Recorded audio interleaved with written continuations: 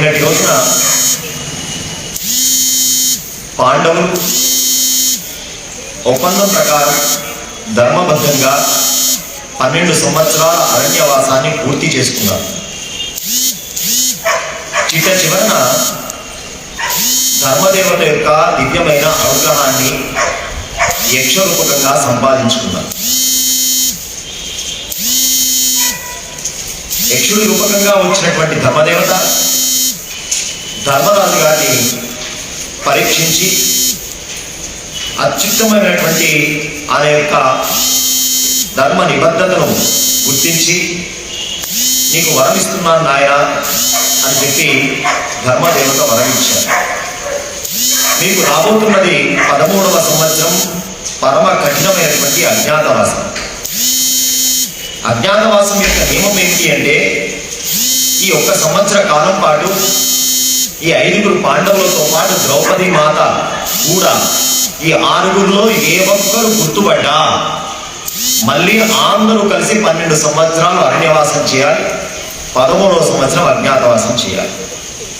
అంటే 12 సంవత్సరాలు అరణ్యవాసం చేసింది ఒక ఎత్తు, 13వ సంవత్సరం అజ్ఞాతవాసం చేయడం ఒక ఎత్తు. ఎందుకు ఈ నియమం పెట్టినారంటారు?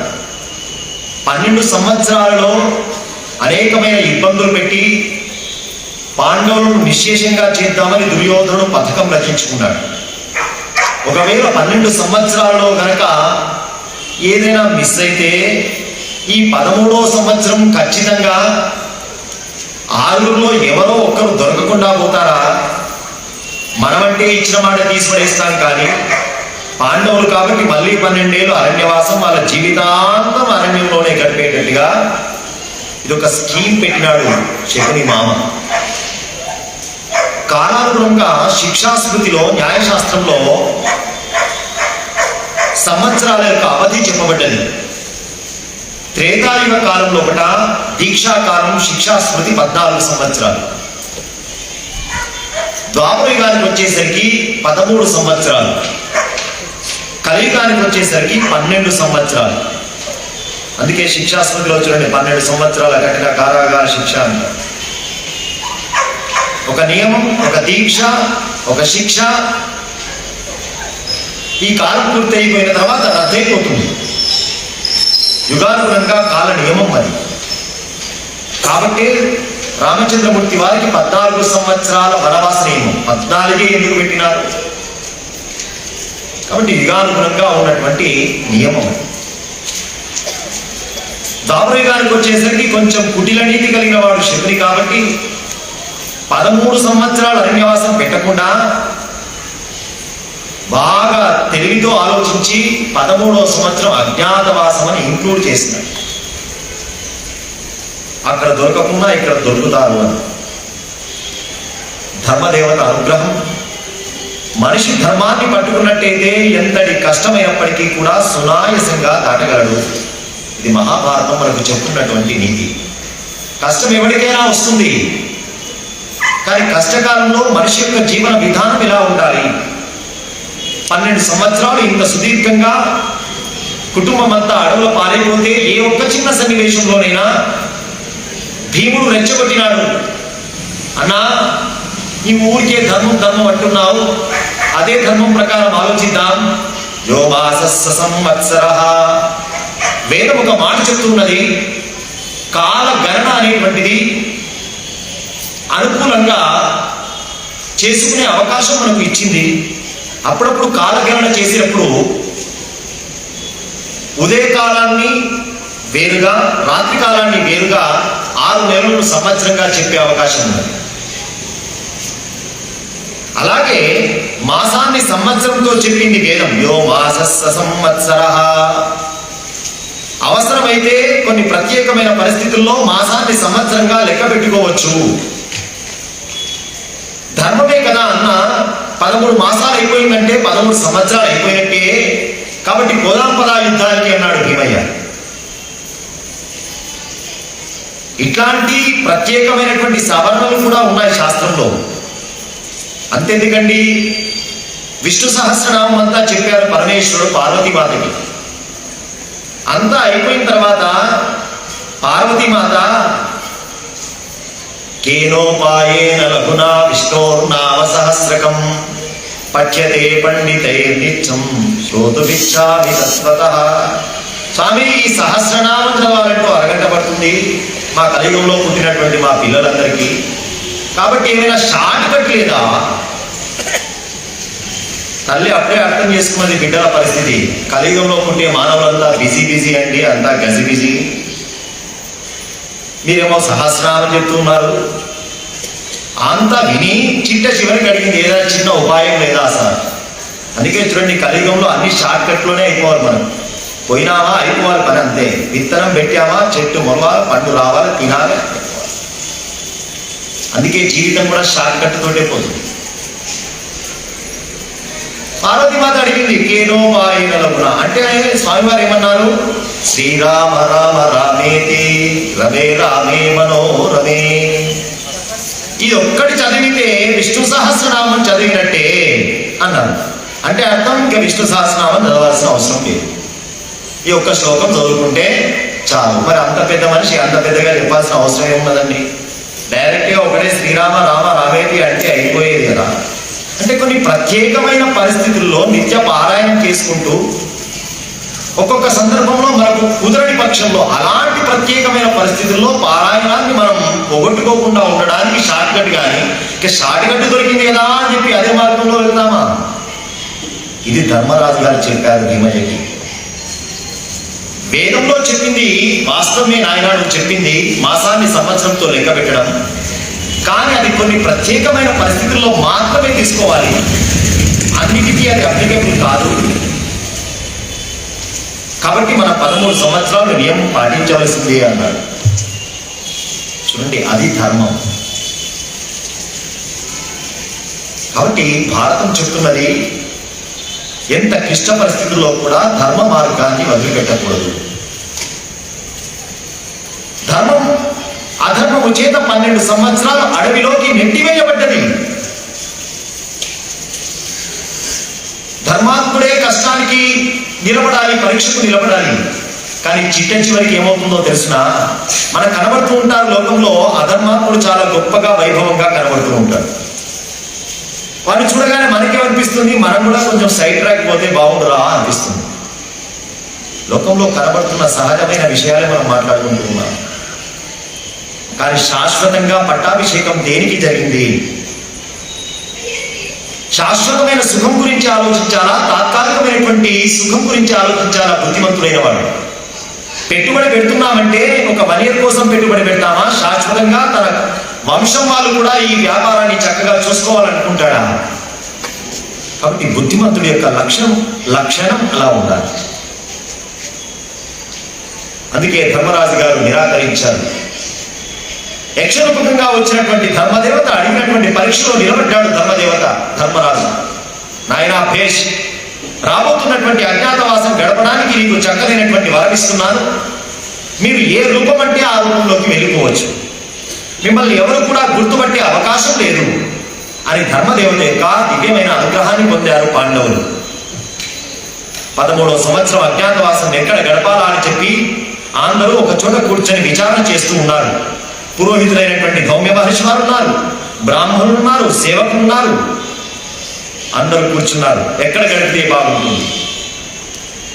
చేతి దేశం, మత్స్య దేశం, శూరసేన, పటంచర, దశార్ణ, నవార్ణవ, మల్ల, శాల్వ, యుగంధర, విశాల, కుంతిరాష్ట్ర, సౌరాష్ట్ర, అవంతి, పాంచాల, మత్స్య అన్ని దేశాలని ముందు పెట్టుకున్నారు. ఏ దేశంలో అజ్ఞాతవాసం చక్కగా మనం గడపవచ్చు.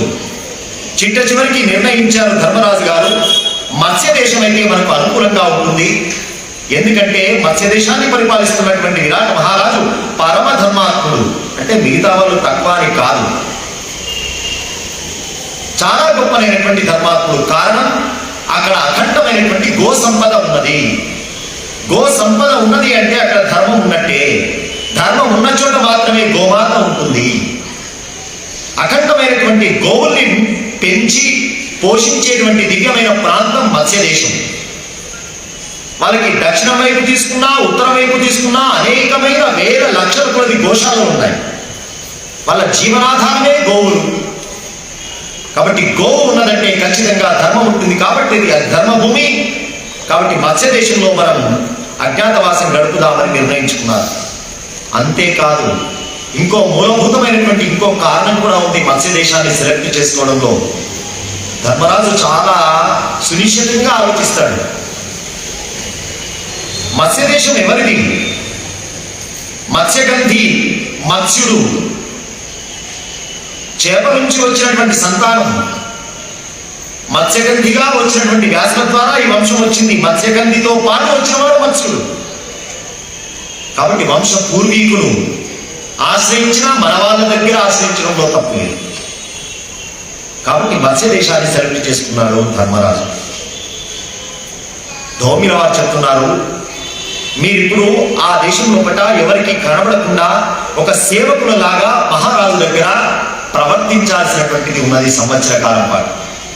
ఇంతకాలం మీరు మహారాజులై ఇతరులను ఆజ్ఞాపించినారు. కానీ ఇప్పుడు ఒక మహారాజు చేత ఆజ్ఞాపింపబడాల్సి ఉన్నది. మీకు రాజధర్మాలు మాత్రమే తెలుసు, సేవా ధర్మాలు తెలియవు కదా. కాబట్టి నేను కొన్ని నియమాలు చెప్తున్నాను, కొన్ని ధర్మాలు చెప్తున్నాను. మీరు ఈ అజ్ఞాతవాసం బయటపడకుండా ఉండడానికి జాగ్రత్తలు తీసుకోండి అని చెప్పి ధౌమ్యుల వారు పురోహితుడు చెప్పాల్సిన బాధ్యత కలిగిన వాడు కాబట్టి, పురం యొక్క రాజు యొక్క హితాన్ని కోరేటువంటి స్థానంలో ఉన్నటువంటి బ్రహ్మ కాబట్టి చెబుతూ ఉన్నాడు. సభలోకి ఎప్పుడు కూడా అడిగి మాత్రమే ప్రవేశం చేయాలి. ఇక్కడ ధౌమ్యుల వారి యొక్క ఈ సేవా ధర్మాలు ఇప్పటి కాలానికి కనుక మనం అప్లై చేసుకోదలుచుకుంటే, ఒక కంపెనీలో ఒక వ్యవస్థలో ఒక సేవకుడు ఎలా ఉండాలి, ఎలా ఉంటే ఆ మేనేజ్మెంట్ యొక్క గుర్తింపు కానీ గౌరవాన్ని కానీ మనం పొందగలం. భారతం చూపిస్తున్నారు ధౌమ్యుల వారి ద్వారా. ఒక ఆర్గనైజేషన్లో ఒక ఎంప్లాయీ యొక్క సేవా విధానం ఎలా ఉండాలి. సభలోకి ఎప్పుడు ప్రవేశిద్దామనుకున్నా, మహారాజు దగ్గరికి ఎప్పుడు వెళ్దామనుకున్నా అడిగి మాత్రమే వెళ్ళాలి. వితౌట్ పర్మిషన్ ఎంత దగ్గర వాడైనా వెళ్ళకూడదు. తన స్థానానికి తగినటువంటి ఆసనంలోనే కూర్చోవాలి. కంపెనీ బాగుపడితే కావచ్చు, కానీ మనం అక్కడ ఎంప్లాయ్ అనే విషయం మర్చిపోకూడదు. ఏ ఆసనం ఉన్నదో ఆ ఆసనంలో మాత్రమే మనం కూర్చోవాలి. రూపము వేషం కూడా ఎప్పుడు వికారంగా ఉండకూడదు. ఎంప్లాయ్ ఎప్పుడు డిగ్నిఫైడ్గా కనబడాలి. చిన్న పని చేయవచ్చు, పెద్ద పని చేయవచ్చు. తన వస్త్రధారణలో కావచ్చు, తన శారీరకమైనటువంటి లక్షణాల్లో కావచ్చు, ఎప్పుడు కూడా చూడగానే ప్రభుకి ఆనందం కలిగేటువంటిగా ఉండాలి. ఎప్పుడు ఏడుపు ముఖంతో ఉండకూడదు. ఎంత పని చేస్తున్నా కానీ రాజు నాకు చాలా దగ్గర వాడు కదా అని చెప్పి ఇష్టం వచ్చినట్టుగా వ్యవహారం చేయకూడదు. రాజుగారితో సమానమైనటువంటి వేషాన్ని వేసుకోకూడదు. ఎందుకంటే రాజుగారుతో సమానమైన ఉన్నట్టయితే ఆయన యొక్క ఈర్ష్య అసూయకు లోనైపోయే అవకాశం ఉంటుంది. రాజులాగా తిరగడం, రాజులాగా మాట్లాడడం ఇలా చేయకూడదు. రాజు వద్ద ఎప్పుడు కూడా మౌనంగా ఉండకూడదు. అలా అని చెప్పి ఆర్భాటంగా ఇష్టం వచ్చినట్టుగా మాట్లాడకూడదు. రాజుకు ఎదురుగా కూర్చోకూడదు. రాజుకు ఒక పక్కన ఎప్పుడు రాజు ఆజ్ఞాపిస్తాడా అన్నట్టుగా అలర్ట్గా ఉండాలి. కానీ పని చెప్పబోతూ ఉంటే మనం కనబడకుండా ఉంటేనే మంచిది అని అనుకోకూడదు. అంతఃపురంలో ఉండేటువంటి రాజుల యొక్క కాంతలతో, రాజుల యొక్క స్త్రీలతో అతి చెరువుగా ఉండకూడదు. అంతఃపురంలో ఉండేటువంటి రహస్యాలను ఎట్టి పరిస్థితుల్లో కూడా బయటికి చెప్పకూడదు.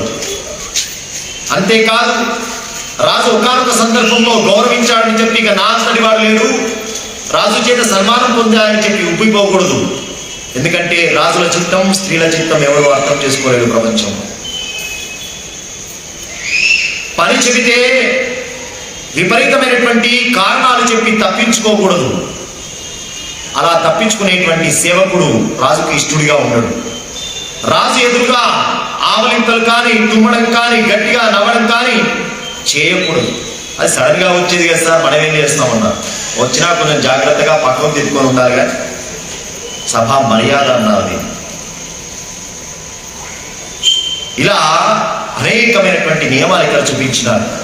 మహారాజా, ధర్మరాజా, ఇవన్నీ మీకు తెలియనివి కావు, చెప్పాల్సినటువంటి బాధ్యత ఉన్నది కాబట్టి చెప్తున్నా అన్నాడు. అయ్యో, ఈ అరణ్యవాసం మొత్తం కూడా తల్లి తండ్రి గురు స్థానంలో ఉండి మమ్మల్ని నడిపించినటువంటి పెద్దవారు మీరు చెప్పకుంటే ఎవరు చెప్తారండి? అయ్యా, మీరు చెప్పినందుకు చాలా కృతజ్ఞుణ్ణి. మేము అజ్ఞాతవాసం గడపడానికి వెళ్తున్నాము. మీరు మాతో పాటు ఉన్నట్టయితే ఖచ్చితంగా లోకానికి పాండవులు అనేటువంటి విషయం బయటకు వచ్చే అవకాశం ఉంటుంది. కాబట్టి మహానుభావ, ఓ బ్రాహ్మణోత్తమ, మీరు మీ పరివారంతో కలిసి మా ద్రుపద చక్రవర్తి దగ్గరికి వెళ్ళిపోండి. ద్రౌపది మాత యొక్క పరిచారిక స్త్రీలందరూ కూడా ద్రుపద చక్రవర్తి దగ్గరికి వెళ్ళిపోండి. పాంచాల దేశానికి మూలంలో ద్రుపద చక్రవర్తి దగ్గరికి వెళ్ళమని చెప్పారు. తిక్కన గారు బ్రాహ్మణుడు కాబట్టి మళ్ళీ రాజుల దగ్గరికి ఎందుకు పోతాడయ్యా, ఆయనకంటూ ఒక ఆశ్రమం ఉంటుంది కదా, ఆశ్రమానికి వెళ్ళిపోయినాడు. తిక్కన గారు కొంచెం సోమయాజి కదా, మార్చేసినాడు. ఇక మిగతా పరివారం, వంట వాళ్ళు, సేవకులు వీళ్ళందరినీ కూడా ద్వారకా పట్టణానికి వెళ్ళమని చెప్పాడు. ఎవరినైనా కానీ అయ్యా పాండవులు ఎక్కడికి పోయినారు, మాకేమీ తెలియదని చెప్పండి. వాస్తవంగా మీకేం తెలియదు, మేము ఏ దేశం నిర్ణయించుకున్నామో కూడా అని చెప్పి వాళ్ళందరూ ఇంతకాలం సేవ చేసినందుకు కృతజ్ఞతాభావంతో వారిని గౌరవించి ధర్మరాజు గారు పంపించేసినారు. ఎక్కడ వాళ్ళని అక్కడ. ఇక్కడ 5 పాండవులు, ద్రౌపది మాత మాత్రమే నిలిచి ఉన్నారు. నిర్ణయం చేసుకున్నారు ఎలా వెళ్ళాలి. మత్స్య దేశాన్ని నిర్ణయం చేసుకున్నారు, విరాట్ మహారాజు గారి యొక్క రాజ్యం. మరి ఈ వేషాలతో వెళ్తే ఎలాగండి? ధర్మదేవత యొక్క అనుగ్రహం ఉన్నది కాబట్టి ఒక్కొక్కరు మారు వేషంలో వెళ్దాం. అన్నా, నీ పరిస్థితి చెప్పు. రాజసూయ మహాయాగంలో సమ్రాట్గా పట్టాభిషిక్తులైనటువంటి వారికి ఇప్పుడు ఈ రాజ్యంలో ఎలా జీవనం అంటే ఆయన అన్నారు, గౌరవానికి తగ్గటువంటి ఒక బాధ్యత ఉంటుంది రాజు దగ్గర. సలహాదారు, అడ్వైజర్. పూర్వకాలంలో ప్రభుత్వాన్ని నడపడానికి మహారాజుకి అడ్వైజరీ కమిటీ ఉండేది. ఇప్పుడు రాజే సర్వస్వం. ఆ అడ్వైజరీ కమిటీలో ఎవరు ఉండేవాళ్ళు అంటే బావలు, బావమరుదులు, అన్నలు, తమ్ములు కాదు. మన కాంట్రాక్టులు ఎవడు ఇప్పిస్తాడు, కమిషన్లు ఎవడు ఇప్పిస్తాడు, వాడు కాదు. మహర్షులు, బ్రాహ్మణులని అడ్వైజరీ కమిటీగా పెట్టుకున్నారు. అందుకే ఆ రాజుల కాలం, ఆ రాజుల యొక్క పరిపాలన అంత సుదీర్ఘంగా వైభవంగా కొనసాగింది. దశరథుల యొక్క క్యాబినెట్ చూడండి, వర్ణిస్తారు వాల్మీకి మహర్షి. 8 మంది చక్కనైనటువంటి మంత్రులు, 8 మంది వశిష్ఠ, వామదేవ, జాబాలి, కాశ్యప, ఇలాంటి వాళ్ళందరూ అడ్వైజరీ కమిటీ. ప్రతిదీ కూడా సంప్రదింపులు ఉండేవి. ఇక్కడ కూడా ధర్మరాజు గారు అంటున్నారు, మహారాజుకి ఒక సలహాదారు అనేవాడు ఉంటాడు. ఆ సలహాదారుగా నేను వెళ్తాను. గౌరవం ఉంటుంది, చక్కగా ఉంటుంది. అన్నా, మరి ఏం పేరు? కంకభట్టు అనే పేరుతో నేను మహారాజు దగ్గరికి వెళ్తాను అన్నాను. ధర్మరాజు అంతటి వాడు పేరు మార్చుకోవడం అంటే అబద్ధవాడినాడా అని ఇంకో ప్రశ్న చేసినాడు. కం కరోతీతి కంకహ అన్నారు. కమంటే సుఖము, కరోతి అంటే ఇచ్చేవాడు, సుఖాన్ని ఇచ్చేవాడు అని అర్థం. లేదయ్యా, కంక అంటే యమధర్మరాజు గారికి కూడా ఒక పేరు ఉన్నది. ఈయన ధర్మదేవత యొక్క అంశతోనే వచ్చినాడు కాబట్టి ఆత్మావై పుత్రనామాసి సజీవ శరదశతం. తండ్రి యొక్క ఆస్తికి, తండ్రి యొక్క పేరును నిలబెట్టడానికి సర్వ అధికారాలు ఉన్నవాడు కొడుకే. కాబట్టి తండ్రి పేరును వాడుకోవడంలో కొడుకు తప్పేమీ లేదు కదా. అందుకోసమే కంకాని ధర్మరాజుకు పేరున్నది, ఈయన కూడా అదే పేరు వాడుకుంటున్నాడు, తప్పేమీ లేదు అన్నారు.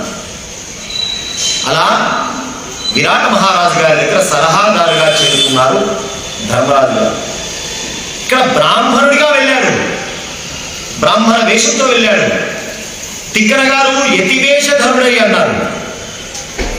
క్షత్రియుడు ధర్మరాజు అంతటి వాడు యతివేషాన్ని ధరించి మళ్ళీ వెనక్కి రావడం ఉండదు. సన్యాసాశ్రమం చివరిది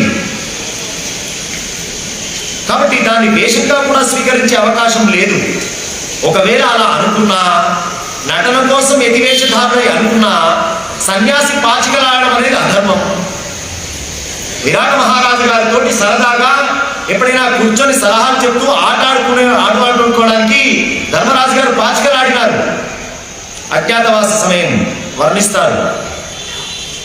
కాబట్టి సన్యాసి రూపంలో వెళ్తే తిక్కనగా అన్నట్టుగా సన్యాసి పాచికలు ముట్టుకోకూడదు. కాబట్టి బ్రాహ్మణ వేషంతోనే వెళ్ళినారు. వేదవ్యాస వారు అదే చెప్పినారు. భీమసేన నీ పరిస్థితి ఏమిటయ్యా? పాపం ఎప్పుడు కానీ కొంచెం కోట నిండాలి మహానుభావుడు.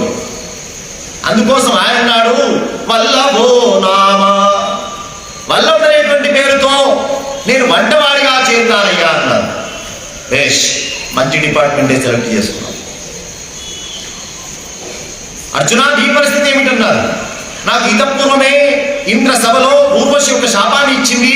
1 సంవత్సర కాలం పాటు పేడితనం నపుంసకుడిగా అనుభవించాలి అని చెప్పి అది ఇప్పుడు నేను అనుభవిస్తానయ్యా. అది నాకు వరంగా వచ్చినట్టే. బృహన్మల అనే పేరుతోటి నేను అక్కడ ఆ అంతఃపురంలో ఉండేటువంటి స్త్రీలకు ఇంద్రలోకంలో గంధర్వుల దగ్గర గానం నేర్చుకున్నాను, అప్సరసుల దగ్గర నృత్యం నేర్చుకున్నాను. అది ఇప్పుడు నాకు ఉపయోగపడుతుంది. కాబట్టి పెద్దవాళ్ళు ఒక మాట చెప్పినారండి, మనిషి పుట్టిన తర్వాత మన విద్యలతో పాటు ఏదైనా ఒక కళ యందు అభినివేశం ఉండాలి ప్రతి వాడికి. కారణం ఏంటంటే ఒకానొక సందర్భంలో మనం చదువుకున్నటువంటి చదువు తిండి పెట్టకపోవచ్చు, కానీ మనం నేర్చుకున్నటువంటి కళ మనకు తిండి పెడుతుంది. ఇక్కడ అర్జునుడిని కాపాడింది గాంధీవం కాదు, అర్జునుడిని కాపాడింది సరదాగా ఇంద్ర సభలో 5 సంవత్సరాలు నేర్చుకున్నటువంటి సంగీత విద్య ఇప్పుడు అజ్ఞాతవాసంలో కాపాడింది. కాబట్టి పిల్లలకి అదేవిధంగా మనము ఏదో ఒక కళలో ఒకటి అభినివేశం ఉండాలి అని చెప్పినారు పెద్దలు. నాయన నకుల నీ పరిస్థితి ఏమిటి అన్నారు. నకులుడికి అశ్వాల యందు మంచి పట్టు ఉన్నది. గుర్రాలు ఎటువంటి మేలుజాతి గుర్రం, ఏ దేశం గుర్రం ఎంత వేగం కలిగినది, ఇదంతా బాగా తెలిసినవాడు నకులుడు. కాబట్టి నేను అశ్వశాలలో చూసుకునేటువంటి గ్రంథికుడు అనేటువంటి పేరుతో నేను అక్కడికి వెళ్తాను. సర్వశాస్త్రాలు చదివినటువంటి మహాను పండితుడు. సహదేవ నీ పరిస్థితి ఏమిటి అన్నారు. సహదేవుడికి గో విజ్ఞానం బాగా తెలుసు. ఏ గోవు ఎప్పుడు ఈనుతుంది, ఈనినటువంటి గోవు ఎన్ని పాలిస్తుంది, ఎంత కాలం బతకగలదు, ఎంత ఆవును చూసి చెప్పగలిగే విజ్ఞానం ఉన్నది సహదేవుడికి. కాబట్టి నేను తంతిపాలుడు అనేటువంటి పేరుతో అక్కడికి చేరుతాను అన్నాడు. అమ్మాయి కట్టుకున్నప్పటి నుంచి కష్టాలు పడుతూ ఉన్నావు, నీ పరిస్థితి ఏమిటి అని ధర్మరాజు గారు అడిగితే, నేను సైరంధ్రి అనేటువంటి వృత్తితో, సైరంధ్రి అనేది వృత్తి, మాలిని అనే పేరుతో విరాట మహారాజు గారి యొక్క ఇల్లాలైనటువంటి సుదేక్షణ దగ్గర నేను చేరుతాను. వీళ్ళు చేసేటువంటి పనులు ఏమిటి అంటే మాలలు అల్లడం, ఇప్పుడు అంటామే బ్యూటీషియన్స్ అని, మేకప్లు చేయడం, గంధాలు తీయడం. ఇది ఆ కాలంలో సైరంధ్రి వృత్తి అనేవారు. చాలా గొప్ప గౌరవ వృత్తి. మాలిని అనే పేరుతో నేను అక్కడ చేరుతాను. సరే బాగానే ఉంది. అందరూ బయలుదేరారు. మత్స్యదేశ పరిసర ప్రాంతాలకు వెళ్తూ ఉన్నారు. అక్కడ విశాలమైనటువంటి జమ్మి చెట్లు కనబడ్డాయి. అది పెద్ద శ్మశానం. ఊరి సరిహద్దులోనే ఉంటుంది కదా శ్మశానాలు, ఇప్పుడు ఊరు మధ్యలో కనబడుతూ ఉంటాయి. ఆ శ్మశాన భూమిలోకి వెళ్ళారు. తమ దగ్గర దివ్యమైనటువంటి ఆయుధాలు ఉన్నాయా? మరి ఆయుధాలను కూడా జాగ్రత్త పెట్టుకోవాలి కదా. జగత్ప్రసిద్ధమైనటువంటి ఆయుధాలు. ఒక గాంధీవం కనబడ్డా అర్జునుడు బయటపడతాడు, అర్జునుడు బయటపడ్డాడా పాండవులు బయటపడతారు. కాబట్టి ఈ ఆయుధాలకి ఎక్కడైనా మనం రక్షణగా ఎక్కడైనా పెడదామని నిర్ణయించుకున్నారు. శ్మశాన భూమి ఎవడు రాడు, చచ్చేవాడు తప్ప, చచ్చినవాడు తప్ప ఎవడు రాడు. ఎవడైనా విజిటింగ్ పర్పస్ ఉద్యానవనానికి వచ్చినట్టు, పార్క్ వచ్చినట్టు శ్మశానానికి ఎవడైనా వస్తాడా? కాబట్టి సెక్యూర్డ్ ప్లేస్ ఇది అనుకున్నాడు. అక్కడ కూడా జమ్మి చెట్లు బాగా ఉన్నాయి. శ్మశానంలో ఉన్నటువంటి జమ్మి ఎవడు ఉపయోగించడు. జమ్మి అగ్నిగర్భ అని పేరు శనికి. శని వృక్షం యొక్క కర్రనే ఉపయోగిస్తారు అగ్నిమదనానికి. కానీ ఏ ప్రాంతంలో ఉండేటువంటి చెట్టును సేకరించాలి, ఏ ప్రాంతంలో ఉండేటువంటి రాయిని సేకరించాలి, శిల్పం చెక్కాలి అంటే ఇవన్నీ మనకు నియమాలు ఉన్నాయి. కాబట్టి శ్మశానంలో ఉన్న చెట్టును ఎవడు పట్టించుకోడు, అది ఎంత పెద్ద జమ్మి చెట్టు అయినా. అందులో జమ్మి ముళ్ళతో ఉంటుంది, ఎక్కడం కష్టం. ఇన్ని రకాల ఆలోచన చేసి ఈ జమ్మి చెట్టు మీద మన ఆయుధాలు పెడదామనుకున్నారు. నకులుని ఎక్కించారు. మొత్తం చాపలాగా ఆన్ని ఆయుధాలు, కత్తులు, గద, ధనస్సులు ఆన్ని చుట్టి పెద్ద మూట అయిపోయింది, దాని మీద పెట్టినారు. దిగారు. దిగిన తర్వాత ఆ శ్మశానంలో కావలి కాస్తూ ఉంటాడు కదా పెద్ద మనిషి, ఆయన గమనించాడు. ఆయన పిలిచారు, పిలిచి ఇది శతవృద్ధ మహాజనని, బాయ్ మా ఇంట్లో ఒక ఆచారం ఉన్నదయ్యా, మా అమ్మ చనిపోయింది, చనిపోయిన వాళ్ళను కాల్చడమో కూర్చడమో చేస్తారు, కానీ మా ఇంట్లో ఆచారం ఏమిటంటే చెట్టు మీద పెట్టడం మా ఆచారం, చచ్చిన శవాన్ని చెట్టు మీద పెట్టడం మా ఇంటి ఆచారం, కాబట్టి మా అమ్మని ఇక్కడ పెట్టేసినాము అని చెప్పాడు. వాడికి భయం పుట్టింది, ఇదేం ఆచారం రాడు ఆయన, చచ్చినవాడు కలలో వస్తేనే భయపడుతూ ఉంటాం, అట్లాంటిది శవం కట్టి పెట్టినాడంటే ఎవడైనా పోతాడా ఇక్కడికి? అది వెళ్ళగా ప్రచారంలోకి వెళ్ళిపోయింది. అంటే శ్మశానంలోకి వచ్చినా ఈ జమ్మి చెట్టు దగ్గరికి ఎవరు రాకుండా ఉండడానికి ఓ ఉపాయం చేసినారు. కానీ ప్రచారం ఎట్లా ఉన్నదంటే తిక్కనగా కూడా అలాగే వెళ్ళిపోయినారు. ఒక శవం కట్టినారు అన్నారు, శవం కట్టబడలేదు. చచ్చిపోయిన శవాన్ని కట్టారు అని చెప్పారు, కట్టబడలేదు. శవము ఉన్నది అన్నట్టుగా చెప్పినారు, కానీ అది కాదు. అర్జునుడే చెప్తాడు తర్వాత విషయం. అనగానే ఆ శ్మశాన కాపలాదారు కూడా భయపడ్డాడు. అది ప్రచారంలోకి వెళ్ళిపోయింది, అక్కడ ఎవరు కూడా వెళ్ళే పరిస్థితి లేదు. సరే బాగానే ఉంది, పేర్లన్నీ బాగానే పెట్టుకున్నాం, ప్రపంచానికి ఈ పేర్లు, కానీ మనలో మనం మాట్లాడుకోవాలంటే ఒక కోడ్ పేర్లు ఉండాలి, అంతే కదండి. ఒక గ్రూప్ యాక్టివిటీ చేయాలంటే ప్రపంచానికి ఒక పేరు ఉండాలి, మనలో మనం మాట్లాడుకోవాలంటే మనకంటూ సీక్రెట్ కోడ్ నేమ్స్ ఉండాలి కదా అని చెప్పి వాళ్ళు సీక్రెట్ గా వాళ్ళకు మాత్రమే తెలిసే పేర్లు పెట్టుకున్నారు. జయో జయంతో విజయ జయస్సేనో జయద్బల. ధర్మరాజు గారు జయుడు, జయత్తుడు భీముడు, విజయుడు ఉన్న పేరే ఆయనకు అర్జునుడిది, జయసేనుడు నకులుడు, జయద్బలుడు సహదేవుడు.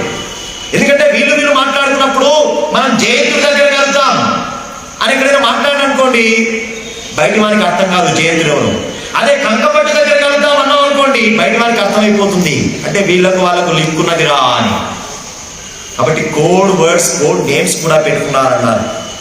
ఇలా చక్కగా అజ్ఞాతవాసం గడపడానికి ఎంత కష్టం. ఇలాంటి ఏర్పాట్లు లేకుంటే అజ్ఞాతవాసం గడపగలరా? అంత జాగ్రత్తగా మెల్లమెల్లగా విరాట మహారాజు గారి యొక్క మత్స్య దేశంలోకి ప్రవేశం చేస్తూ ఉంటే ఊరి పొలిమేరల లోపట, మన గ్రామాల లోపట ఖచ్చితంగా పొలిమేరల లోపట అమ్మవారి యొక్క దేవాలయాలు ఉండేవి.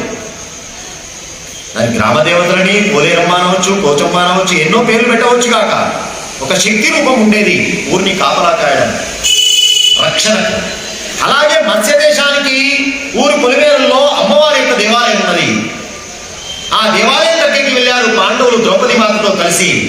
అమ్మా అమ్మల గన్నయమ్మ ముగ్గురమ్మల ములపుటమ్మ, అమ్మ చాలా పెద్దమ్మ సురారులమ్మ, కడుపారెడి ముచినయమ్మ, తన్నులోనమ్మిన వెల్పుటమ్మల మనమ్ముల ఉండెడి అమ్మ.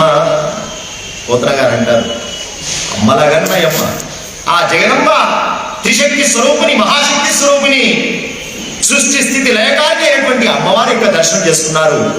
దేవాలయానికి వెళ్ళారమ్మా, ఈ అజ్ఞాతవాసం గట్టెక్కించేటువంటి బాధ్యత ఆశీర్వదించు తల్లి అని చెప్పి ధర్మరాజు గారు స్తోత్రం చేస్తున్నారు. నమోస్తు వరదే కృష్ణే కుమారి బ్రహ్మచారిణి, బాలార్క సదృశాకారే పూర్ణచంద్ర నిభాననే. మనం ప్రతిరోజు కూడా అమ్మవారి ప్రార్థన చేస్తూ ఉన్నాం. ఈ ప్రార్థన మనకు ధర్మరాజు గారు చేసిన ప్రార్థనే. కష్టం నుంచి గట్టెక్కించవమ్మా అని చెప్పి ధర్మరాజు అలనాడు ఏ ప్రార్థన అయితే చేసినారో అదే మనం 4 శ్లోకాలు ప్రార్థన చేస్తున్నాం. వాస్తవంగా 21 శ్లోకాల స్తోత్రం ఇది. అలా ప్రార్థన చేసినారు, అమ్మవారి యొక్క అనుగ్రహం లభించింది. నాయన ఈ అజ్ఞాతవాసంలో మిమ్మల్ని ఎవడు కూడా గుర్తుపట్టరా అని చెప్పగానే అందరూ ఒక్కొక్కరిగా విరాట మహారాజు గారి యొక్క కొలువులోకి ప్రవేశించారు. మొట్టమొదటి కంకపట్టు అని పేరు పెట్టుకున్నటువంటి ధర్మరాజు గారు వెళ్ళారు. రెండవ వరుసలో భీమయ్య వెళ్ళాడు. తర్వాత ద్రౌపది మాత వెళ్ళింది. తర్వాత అర్జునుడు బయలుదేరాడు. వరుసలో కూడా 5గురు ఒకేసారి వెళ్తే కూడా ప్రమాదమే. ఒకే రోజు 5గురు వచ్చారు అంటే కూడా ఆలోచన వేరుగా ఉంటుంది కదా. అందుకే వరుస క్రమంలో కూడా మార్చుకొని కొంత సమయం ఒకరు, కొంత సమయం తర్వాత ఒకరు, ఒకానొక ప్రదేశంలో ఒకరు, ఇలా సమయ సందర్భ ఉచితంగా మొట్టమొదటి ధర్మరాజు గారు చేరారు, తర్వాత భీముడు చేరారు, తర్వాత ద్రౌపది మాత అంతఃపురంలో చేరింది. తర్వాత సభాభవనంలోకి వస్తూ ఉన్నాడు. ఎలా ఉన్నాడు ఆయన?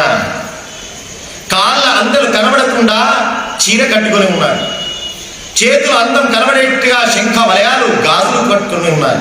శరీర కాంతి కప్పగుచ్చేటట్టుగా పొడిగినటువంటి రవిక కట్టుకుని ఉన్నాడు. మెడ కనిపించకుండా బంగారు పట్టి కట్టుకుని ఉన్నాడు. ముఖానికంతా పసుపు పూత పూసుకున్నాడు. నుదురు కనబడకుండా ముంగులు పెట్టుకున్నాడు. చెవులు అందం కనబడకుండా పగడపు కొమ్మలు పెట్టుకున్నాడు.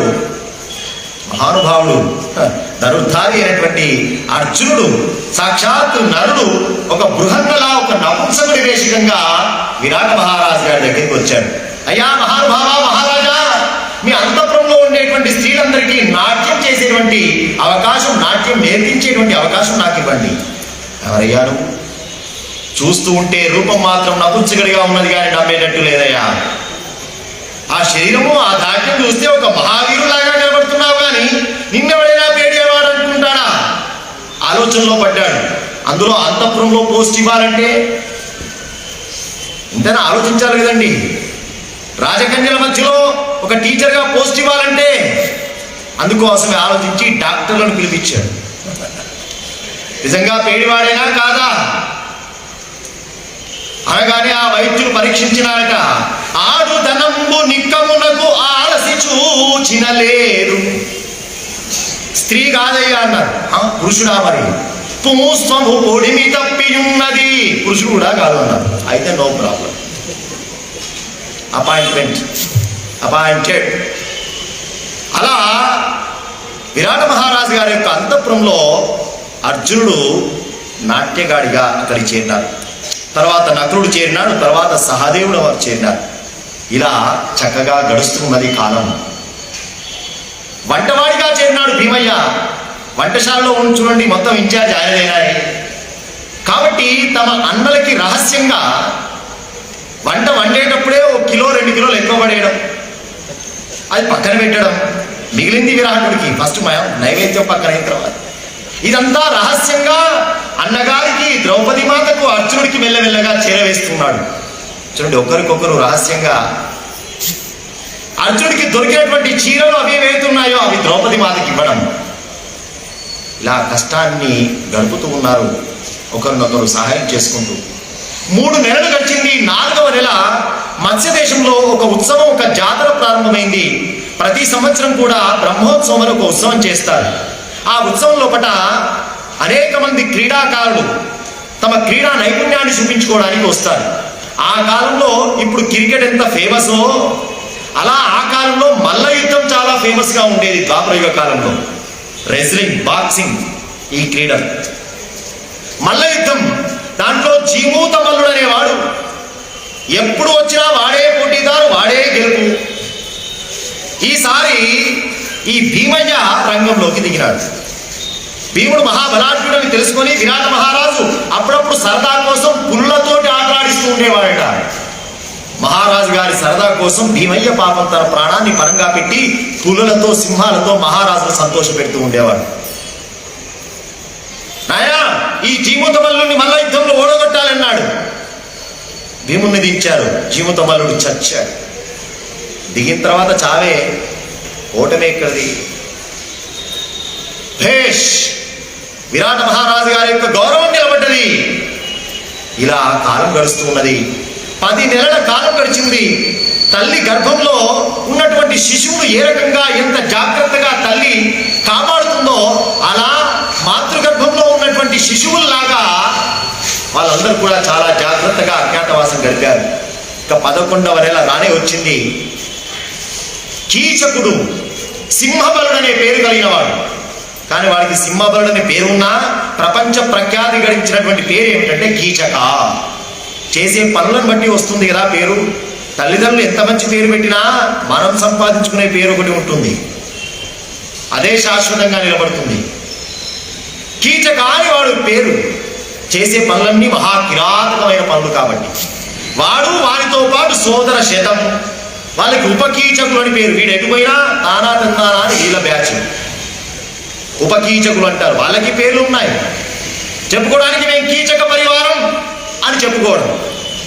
కీచకుడు అనే పేరు వినబడితే చాలు ఎవరైనా భయపడాల్సిందే. సింహబలుడు వచ్చాడంటే, రాజ్యానికి వచ్చాడంటే విరాట మహారాజు కూడా వణికిపోవాల్సిందే. బావమరిదికి భయపడేవాడు బావగారు. సుదేష్ణకు తమ్ముడు, ఎప్పుడో కానీ రాడు, వచ్చాడంటే రాజ్యంలో అధికారం మొత్తం వాడిదే. అలా ఉండేది. ఈ సింహబలుడు వచ్చాడు చూడడం కోసం, అక్కగారిని చూడడం కోసం. వస్తే ఆ అంతఃపురంలో కూడా ద్రౌపది మాత కనబడ్డది. ఆ అందం, ఆ సౌందర్యం చూసి సింహబలుడు, కీచకుడు, అసలే కిరాతకమైనటువంటి ప్రవర్తన కలిగిన వాడు ద్రౌపదీదేవి ఉంటబడ్డాడు. చివరికి ద్రౌపదీ మాతను ఒప్పించడం కోసం తన అక్క దగ్గర సిగ్గు లేకుండా ద్రౌపదిని నాకు చేరవేసినట్టుగా ప్రయత్నం చేయని చెప్పినాడు. కామాతురాణం నా భయం నా లజ్జ.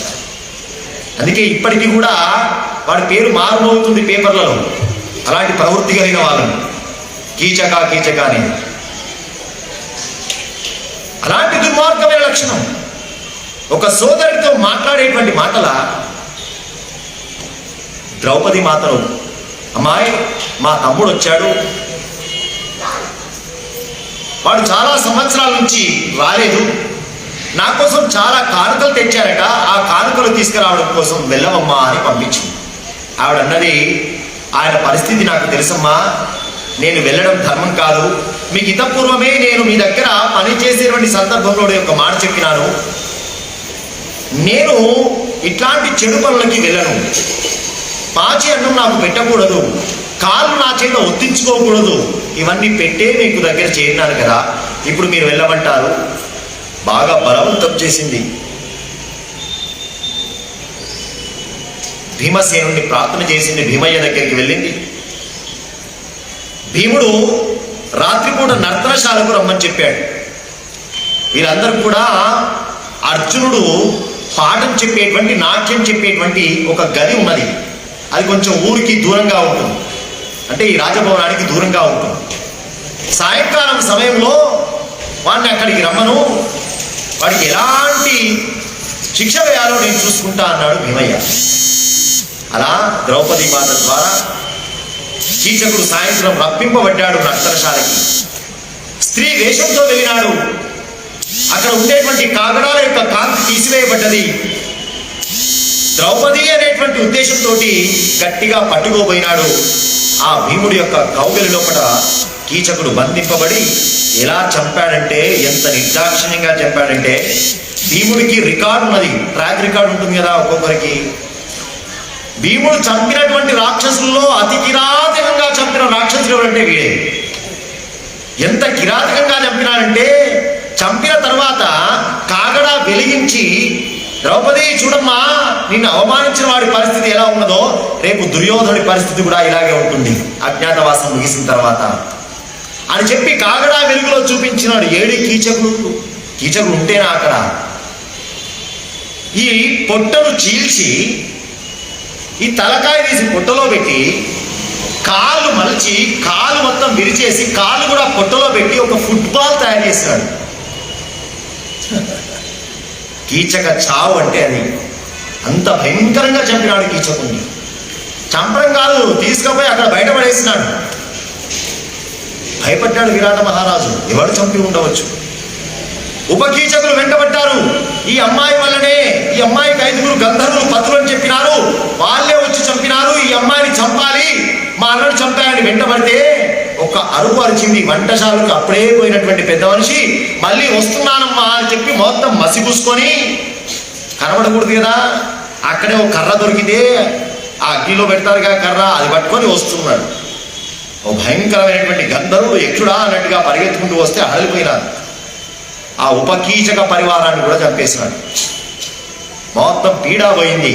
ఆ విరాట మహారాజు యొక్క రాజ్యంలో ఒక కీచక బాధ లేకుండా చేసేసినాడు. విరాట మహారాజు గారికి భయం పట్టింది. సుదేష్ణాదేవి దగ్గరికి వెళ్ళాడు, భార్య దగ్గరికి. అమ్మాయి, ఈ అమ్మాయి మన దగ్గర ఉంటే చాలా ప్రమాదం, ఈ అమ్మాయి మీద కన్ను పడితేనే సింహబలుడు కీచకుడు లాంటి పరిస్థితి అయిపోయింది, నేను అప్పుడప్పుడు ఈ అంతఃపురానికి వచ్చిపోతూ ఉంటాను, ఒకవేళ ఈ అమ్మాయి తన భర్తలతో కనుక ఏమైనా కంప్లైంట్ చేసిందంటే మన పరిస్థితి ఏం కావాలి కాబట్టి ఈ అమ్మాయిని వెంటనే ఇక్కడి నుంచి పంపించావమ్మా అన్నాడు విరాట మహారాజు. అనగానే సుదేక్షణాదేవి కూడా భయపడి ద్రౌపది మాత దగ్గరికి వచ్చి, అమ్మాయి చాలా సంవత్సరాలు ఇక్కడ ఉన్నావు కదా, చాలా కాలం ఇక్కడ ఉన్నారు కదా, కాబట్టి మా మహారాజు భయపడుతున్నాడమ్మా నిన్ను చూస్తే అని చెప్తే ఆ ద్రౌపది మాత అన్నది, అమ్మా త్రయోదశాహ మాత్రం మే రాజా క్షామ్యతు భామిని. అమ్మ ఒక్క 13 రోజులు ఓపిక పట్టండి, మా గంధర్వులు వస్తారు, నన్ను తీసుకుని వెళ్తారు. అంటే అజ్ఞాతవాస కాలం సంపూర్ణం కావాలంటే ఇంకొక 13 రోజులు ఉన్నది. ఒక 13 రోజులు ఓపిక పట్టమ్మా, నీకు మా వల్ల శుభమే జరుగుతుంది, నా భర్తల వల్ల శుభమే జరుగుతుంది, కానీ అశుభం జరగదమ్మా అనేసరికి ఈ మాట మహారాజుకు చెప్పింది ఆ మహారాణి.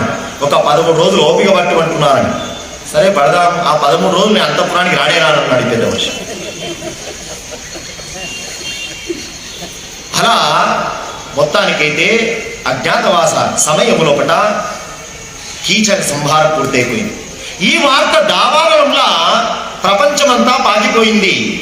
విరాట మహారాజు గారి యొక్క బావమరిది అయినటువంటి మహాబలాఢ్యుడైనటువంటి సింహవరుడు అలియాస్ కీచకుడు చంపబడ్డాడు రహస్యంగా.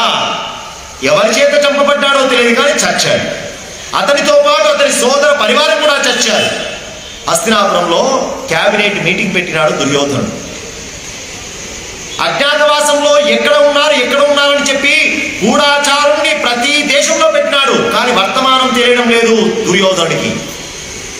ఒక్కడు బయటపడ్డా మళ్ళీ అరణ్యవాసం పంపిద్దామని ప్లాన్, కానీ దొరకలేదు, సమాచారం లేదు. కానీ ఇప్పుడు లేటెస్ట్ గా వస్తున్న బ్రేకింగ్ న్యూస్ ఏమిటి అంటే విరాట మహారాజు గారి యొక్క రాజ్యంలో సింహబలుడు చచ్చాడు. మీటింగ్ పెట్టినాడు దుర్యోధనుడు. సింహబలుణ్ణి చంపాలి అంటే అయితే బలరాముడు, లేకుంటే శల్యుడు, లేకుంటే నేను, అయితే భీముడు, లేకుంటే ఇంకొకడు చంపే అవకాశమే లేదు, అంత బలాఢ్యుణ్ణి. బలరాముడా ద్వారక నుంచి ఇంతవరకు ఏం యాత్రలు ఏం పోలేదు, టూర్లు ఏం లేవు. శల్యుడా ఈ దేశానికే రాలేదు. కాబట్టి ఖచ్చితంగా భీముని చేతిలోనే చంపబడి ఉండాలి. అంతేకాదు ఇంకొక వర్తమానం కూడా మనకు వస్తున్నది. ఒక స్త్రీకి 5 గంధర్వులు పతులట, ఆ పతులే చంపారట అనే వార్త తెలుస్తున్నది. కాబట్టి 5 ఒక స్త్రీ అనుమానం వెళ్ళింది వాడికి. అంతేకాదు ఈ మీటింగ్ లోపల దుర్యోధనుడు భీష్మాచార్యుల వారిని అడిగారు, తాత పాండవులు ఎక్కడ ఉండే అవకాశం ఉన్నది, మీకేమైనా మీ అనుభవంతో చెప్పండి అన్నాడు.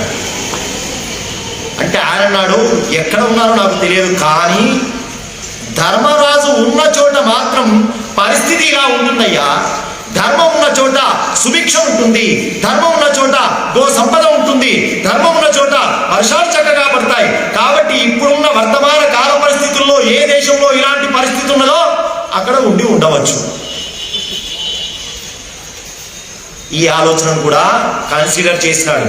విరాట మహారాజు రాజ్యం ఎలా ఉన్నది, మత్స్య రాజ్యం ఎలా ఉన్నది, చక్కగా వర్షం అనుకూలంగా ఉన్నది, గోవుల సంపద ఉన్నది, జీడిపి బాగా పెరిగిపోయి ఉన్నది ఇప్పుడు.